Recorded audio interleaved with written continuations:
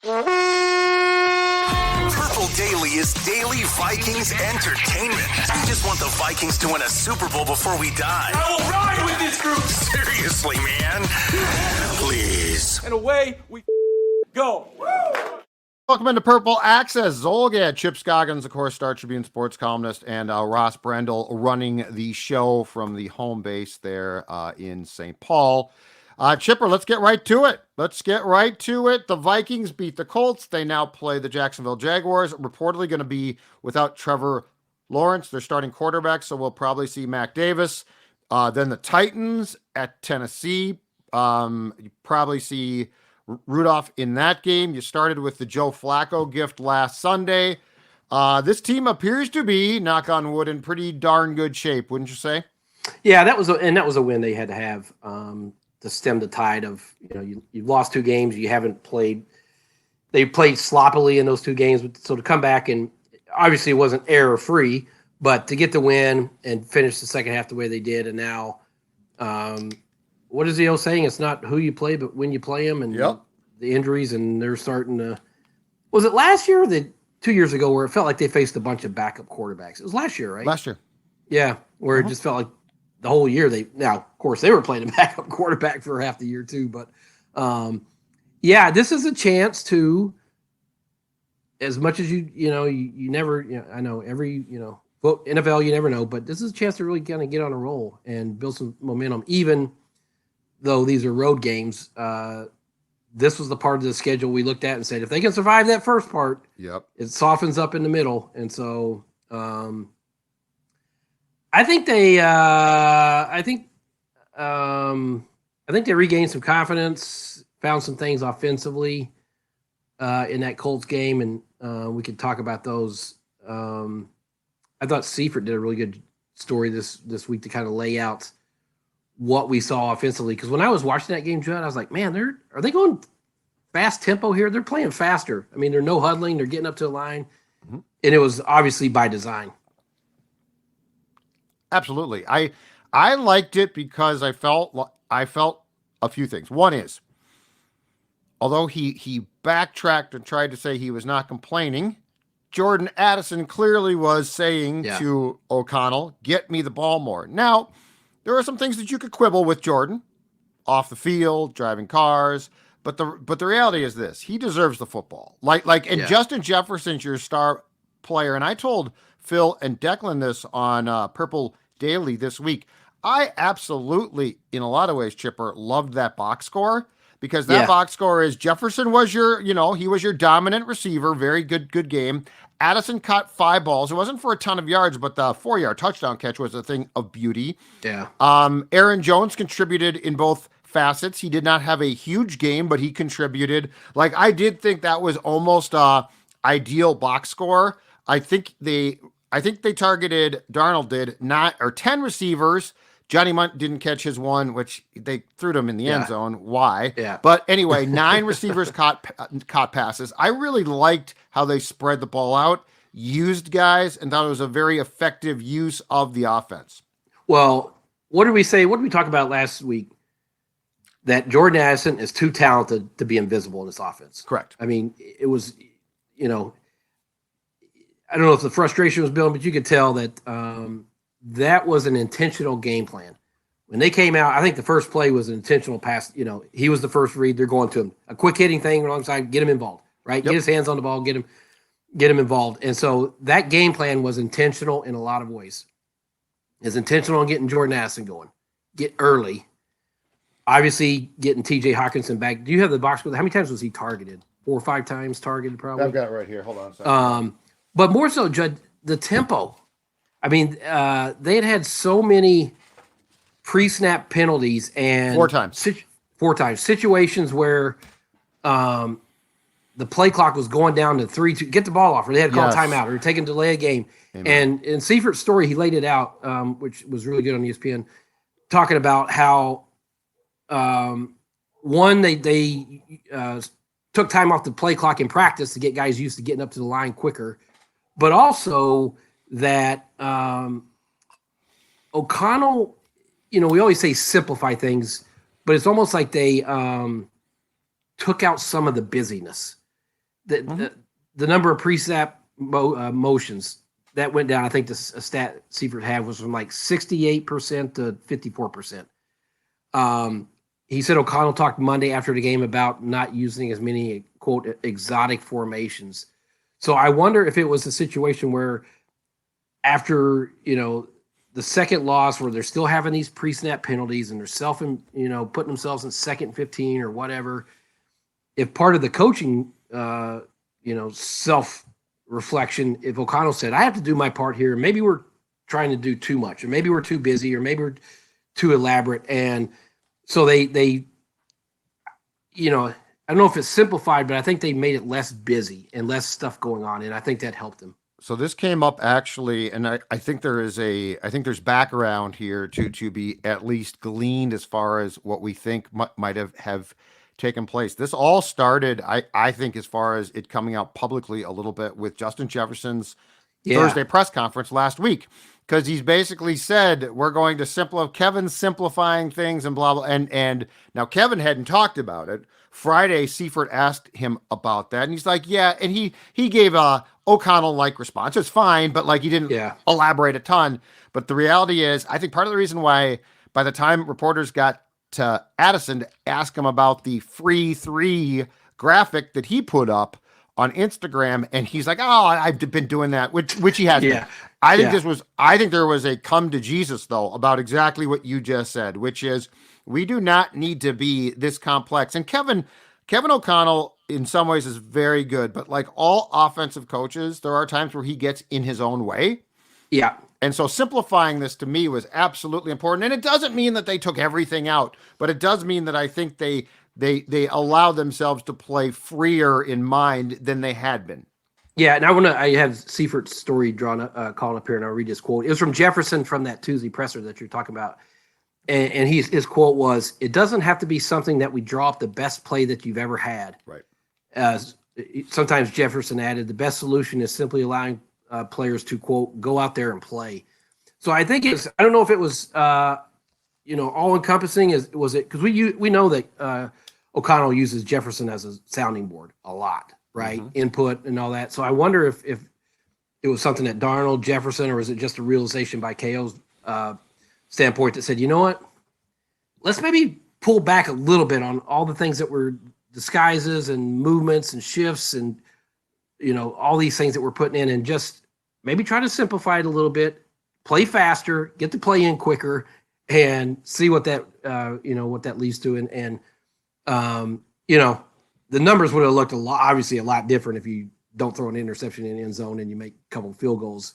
So I think but there was a point where you had Jefferson, Addison, Hockenson, Aaron Jones on the field together. I mean, yes, that is the snapshot of what we've been waiting for.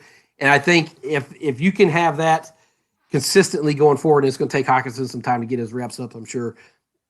I don't know what his snap count was, but that's a top 5 scoring offense. It just is. Yep. And how about this too? Just as far as an unsung hero, but an incorporation as well. And this is a guy, it's funny. He caught passes in college, but first with Baltimore, and now here he's become known as, well, he's just a run blocking tight end. Josh Oliver, 5 catches, 58 yards, a 14-yard, really nice catch on a touchdown pass.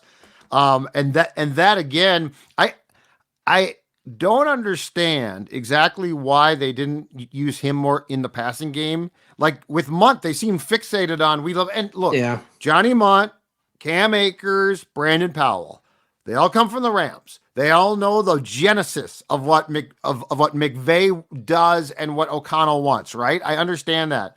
But can you remember a game where it's been like that they threw the ball to Josh Oliver and you're like, oh, this is why he can't catch? Yeah. I think he's absolutely fine. He's fine in the pass catching game.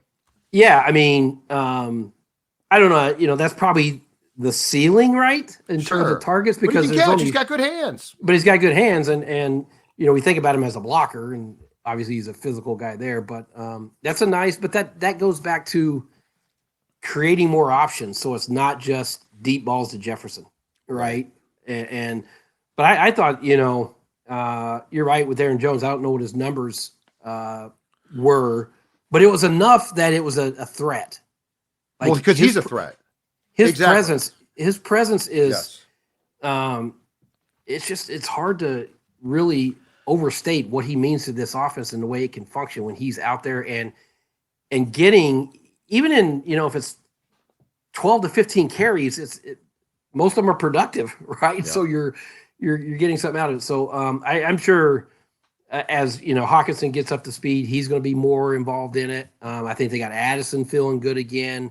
That catch was just incredible. To make a diving one arm catch like that was, we've seen it from the day he got here. It's like, this guy is really good. He just, the off the field stuff. Right. And you need to find ways to use him, which they did, that's what they did this time. And that's the thing is like, to me, I use that word. It was intentional. They were intentional about putting the ball in his hands early.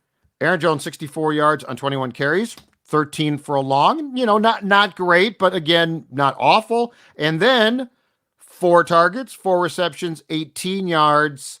Yeah. And this is, it's funny too, because he is so happy here. He did his, what he and Darnold, who I do want to get to with you, do Wednesday press conferences. And Aaron Jones is so happy here, and so happy because Green Bay didn't use him like this. Like he is the 2024 equivalent of a workhorse without actually driving a guy into the ground. But the difference to what you're saying, the difference that his veteran demeanor, the fact that he is a threat, he might not kill you, but he certainly never really hurts you. I think it's it might be one and done, but I think it's one of the most important signings just because of what he's meant. Yeah. And I this is just anecdotally, I don't have the stats and I should go back and look. It's like, you just don't see like 0 or negative runs from him. No. Right. It may not be the long explosive, but he's getting positive yards. And that was the thing that drove O'Connell crazy the first year, is all the negative runs and 0 runs. This guy gets tough yardage too, but yeah, you could tell just how much joy he has. Obviously the injury situation, affected him last year, and you come back and you have this great run at the end of the season in the postseason. You look like you're one of the best backs in football, and then the team decides, hey, there's someone better that we think is better in the contract situation. So, and I do think, we kid or whatever, say sarcastically about culture and all that thing. This is a good situation for guys from the outside to step into, because look at all the free agents that have come in and have been really high productive and also are happy and have just almost made a seamless transition. There hasn't been any real awkwardness. There hasn't been guys that haven't lived up to their, excuse me, what you thought you might get. So I do give, O'Connell credit. I give the veterans credit for, the Harrison Smiths, the Harrison Phillips, those guys, Brian O'Neill's, Josh, those guys for welcoming guys in and making them feel like at home. Mm-hmm. If Aaron Jones is one and done, I guess a couple quick hitters on this. What is the process for replacing him? Is that a longer-term deal in free agency for somebody? Is that something you would maybe perhaps try to address via free agency? Is that something you do with your limited capital in the draft? Or can there be common ground where you approach Aaron Jones on maybe a 1 or 2 year deal where he gets paid in year 1 and you can get out from under it after that? Because it seems like it's been a great marriage. I don't know with where the Vikings are at financially. They'll have opportunities to re-sign him and get him back under contract if they would like. So I don't know if it needs to be one and done, but if it is one and done, what's the process for replacing him? Because I think him or his role has been perfect for what this team needs and probably will need going forward. Yeah, I don't think there's just one avenue that you would have to find it. My hunch is it wouldn't be draft. It would be more free agent or trying to get him on a team deal where you're not, guy his age, you're not giving a 4 or 5 year deal. Who knows what he'll be looking for. Yeah, I'm not doing 3, to be honest. Yeah, I don't know what he'd be looking for. But his value showing up, but it's, that position, that age, it's always, right. That's a delicate thing. So, but I would be surprised if they got another running back in a draft. I don't think they'd go that route probably. Well, They have too many other needs and not enough picks. Right. Well, unless you're going to trade back in the first round and acquire a couple second round picks or something. I could see that route if you get more picks. If you're going to stand pat at what right now 3 picks, probably 4 with a compensatory third round pick.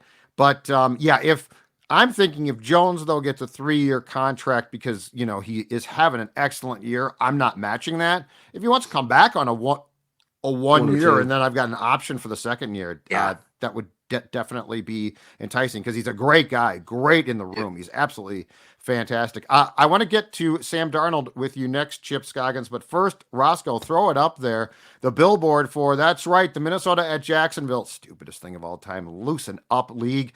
The Minnesota at Jacksonville, the purple versus the teal on Sunday, November 10th. That's right, this Sunday, we are going to be having a watch party at Park Tavern, going to start at 11 a.m., and then it's going to turn into a post-game vent line. Declan, Phil, Judd, I'm sure Ross will be there as well. A cast of thousands. Park Tavern, of course, is the official sports bar, the Sports Dad. I was there last night. I know you're all absolutely shocked by that corner of Louisiana Avenue South and Highway 7. And if you could please bring a non-perishable food item or more to benefit Steps Food Shelf in St. Louis Park. That's STEP, their food shelf located in my current hometown, St. Louis Park. We'd appreciate it. So again, a watch party and then a vent line for the teal against the purple, Roger Goodell, at Park Tavern in SLP. I love that we can have a podcast, by the way, Judd, where you can say Vikings, but you can't specifically call out you're doing something for the Minnesota and I've never Vikings. cared about that. I've broken that rule a ton.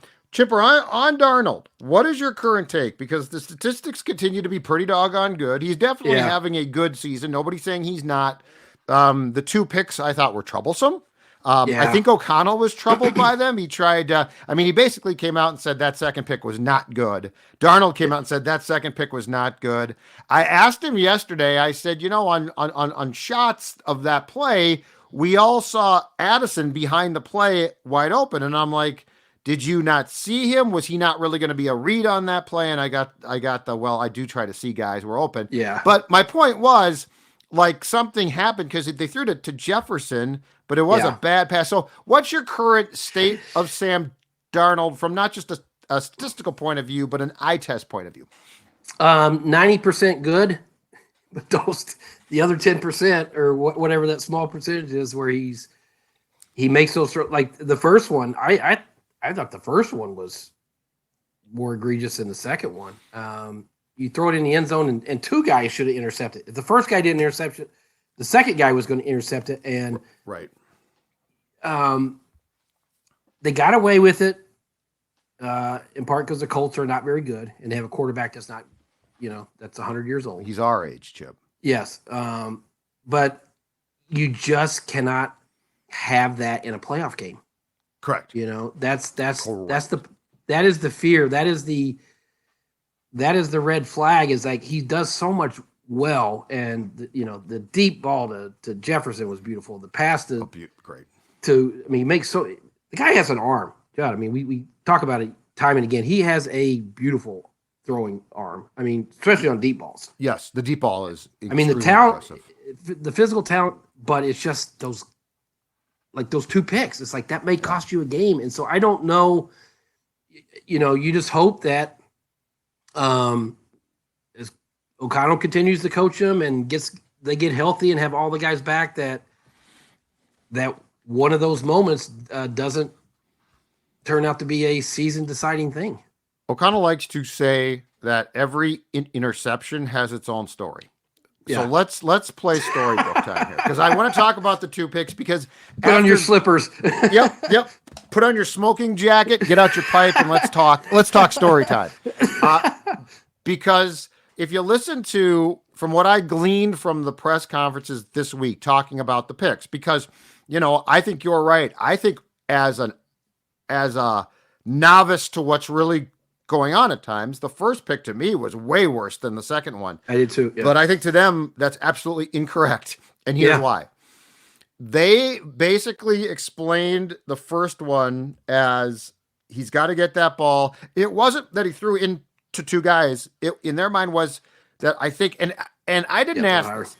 I'm getting the idea that they wanted Hawkinson deeper in the end zone too. So I think Hawkinson cut that route a little bit short because they said that ball has to go over the linebacker's head. Yeah. So in that case, those two guys are non-factors because they're beaten by the ball itself. Yeah. Now, I didn't ask, does that reflect on TJ's route as well? Because as I recall, he was not that deep. The quote was, that's a ball where it should either be caught by TJ leaping or it goes over his head and it's just a foul ball. So, okay, so that was the explanation there. And nobody seemed, I don't think that they were happy about it. They didn't seem troubled. It was like very explainable. The second one O'Connell talked about, he said, the defender that picked that ball off is supposed to be, or is going to be in the flat 20 yards off. And the problem was that was one where I think they really struggled to see what Sam saw. Yeah. And I don't know that they saw that there was a fundamental issue of design or like if the ball had just been deep. So I think that one actually bugged them much more. A bad read? A bad decision. Yeah. That was the thing is like, I think the first one, they're like, the decision was fine. The throw was just not the right throw. The second one was, I think when you're talking about a guy's brain malfunctioning, it becomes much more concerning than his arm malfunctioning. So anyway, long story short, I think the second one was the one that keeps them up at night as far as what you're talking about, which is if this happens in a playoff game, we're screwing ourselves. Yeah, and I think for the most part he's done a good job. I don't know what his interception total is, but he's bounced back from 7, I think. 7, yeah. He's been able to move on from those moments where you're like, oh, Sam, he's been able to move on and not have things snowball. And I think he's done it again. He did it again that game, but it's like you may not get the opportunity to move on. It may in a playoff game where every mistake is magnified and it's like there's, but I think he's been really good.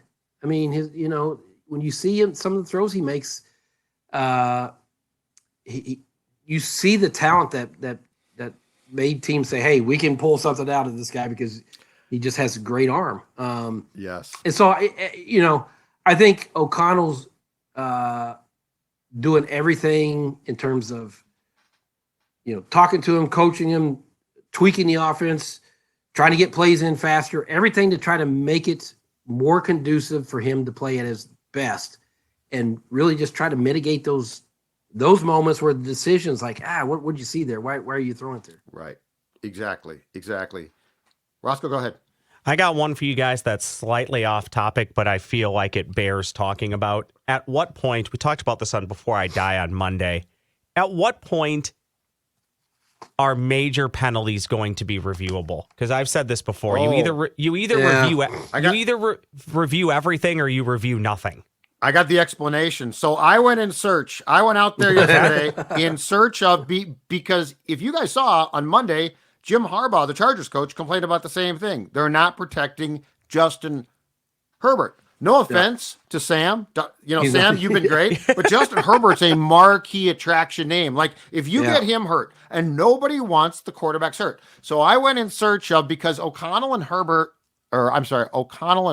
use the same term. They're seeking clarity. Yeah. Which to me is like when I'm trying to find God. So I was like, you're seeking clarity. What do you, and I asked Kevin about this. And so here is, and I unwittingly stepped into it because I found out what the rule is, and this is going to make your head blow off. All right?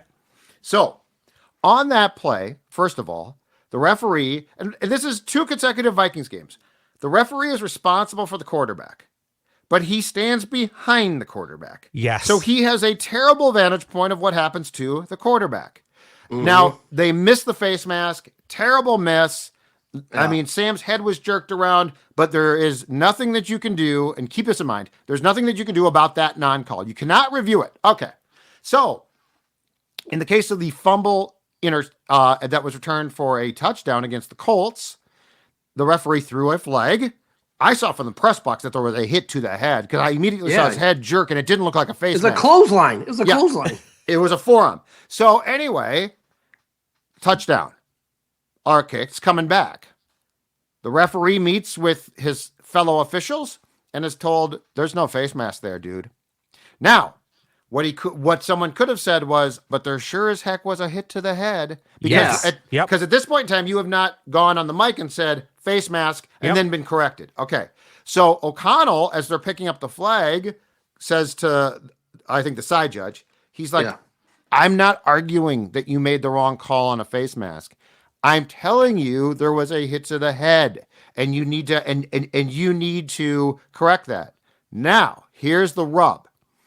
O'Connell knew this, and the officials just didn't care because the officials went by the letter of the law, which was there was no face mask. You have to pick the flag up. But instead of just changing it to roughing the passer, they could not call it back.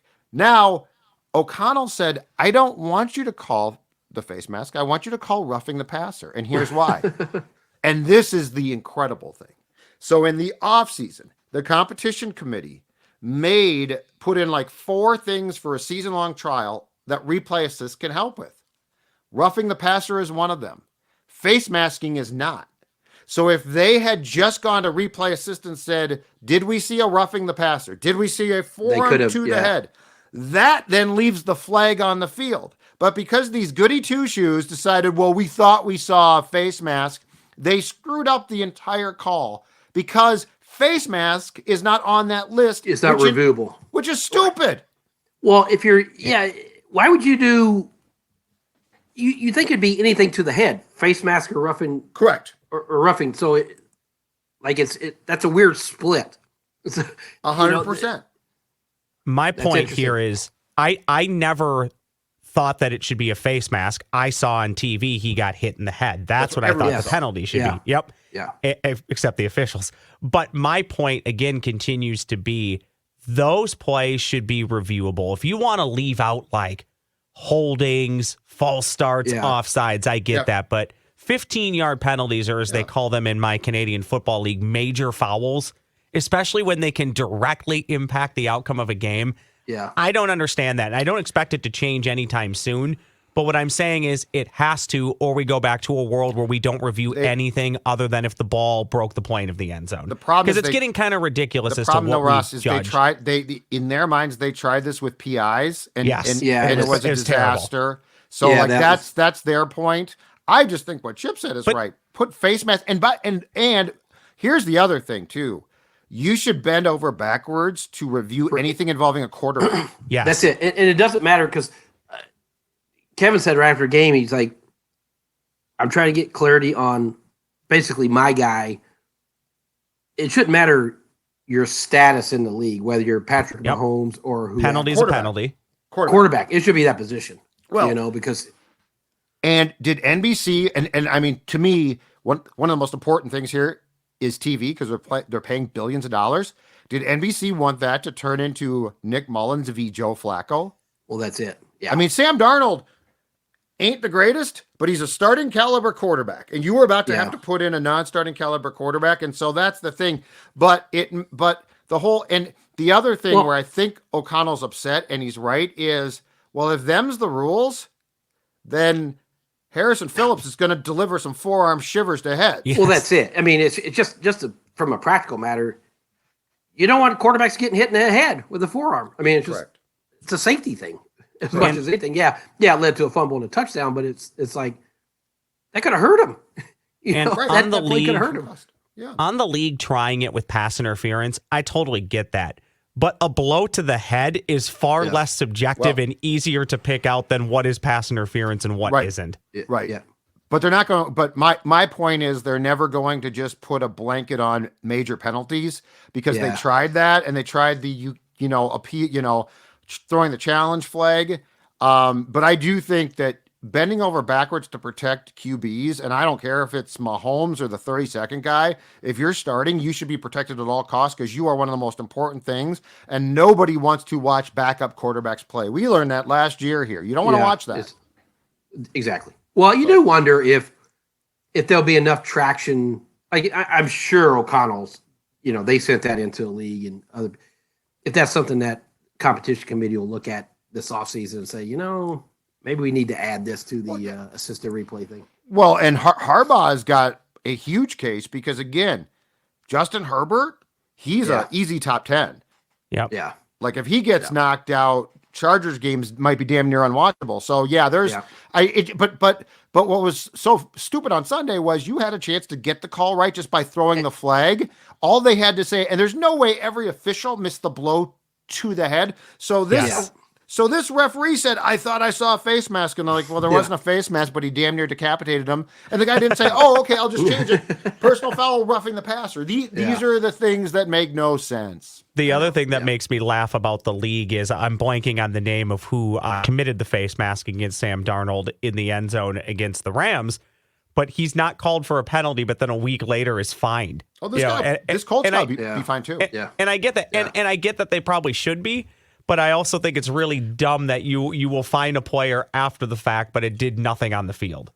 Well, and that's why Chip's right, though. There probably will go to more. I bet the competition committee will talk about this, especially for quarterbacks because of that. And by the way, if you want all the quotes, the entire play-by-play, you go to judzulgad.substack.com. I have done a Zulgad's roundup on my fact-finding mission, Chip Scoggins. O'Connell was probably so happy when you asked that question. Get to the bottom of this.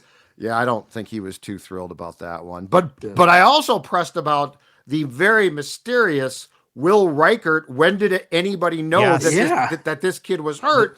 Because it's bizarre. Well, and I did also ask about that as well. So here was O'Connell's response. O'Connell said, because I'm like, did he? Well, it's problematic both ways.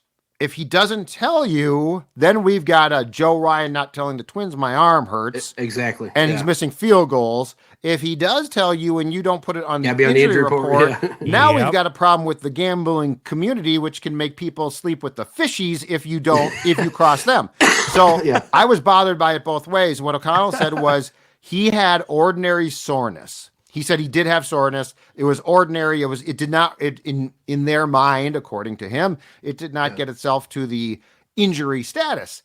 And then during the game, I don't know if it was a kickoff or what, it worsened. And that's when, but I guess Matt Daniels in his Tuesday presser said it's not why he missed the 31-yarder, which I was like, okay, I don't know about that. But anyway, he's out. He is on IR now, as is the long snapper. And O'Connell did not guarantee that Reichert will be back from the quad injury after 4 weeks. So this makes me a little bit nervous having followed this team a long time. Losing a long snapper and using a very unproven kicker. Boy, that doesn't seem like a recipe for a disaster with this franchise, does it? I'm sure everything will be just fine there. In the same week. Not just in the same week. So it's that's you hope that it's not anything substantial because Reichert's been so good, but hopefully it's something they can just let him rest it and it doesn't linger through the rest of the year. Shout out to your Substack page, Judd. I'm loving the announcer previews that I get emailed. Those are great. When you're diving into who the broadcast crew is. That's great. You should see the teams though now because the Vikings are good. They've only gotten the lowest rung. Well, the lowest rung they've gotten from the networks was week 1, Kenny Albert and Jonathan Vilma, who I think is absolutely terrible. But they're the 4th team. Other than that, they've gotten 3s. They've gotten primetime games. Now, I will say, I will put an asterisk though. Rich Eisen, who I love in the studio and does a great talk show, should not be doing play by play. So that game was not good. But yeah, the Vikings are like the days of Chris Myers calling the Vikings game. We put those behind us, boys. I was just going to say, not enough Chris Myers in my life this year. Not enough. Chris Myers, and this week we're going to get Adam Amin, who I like a lot, and Mark Sanchez, who is a very acquired taste. Some people love him, some people don't. So, all right, Chip Scoggins, thanks much.